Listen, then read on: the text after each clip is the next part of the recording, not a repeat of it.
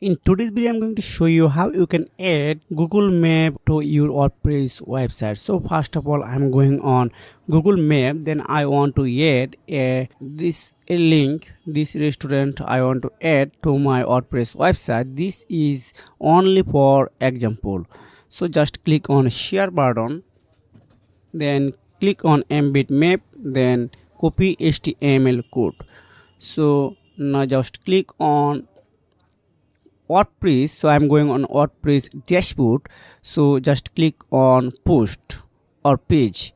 So I'm going on all page. So just select contact us page. So this is contact us page. So I want to click on edit block editor. You can choose any one, classic editor, elementor, and any others as you like.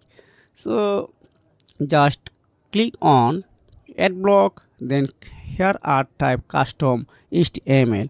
Then paste your HTML code. Then preview. So wow, this is really worked. So if you click on just update, so this is permanently saved to your WordPress website. So if you want to more videos type of, please comment below. I will try to create a specific video only for you. See you next video. Take care. Goodbye.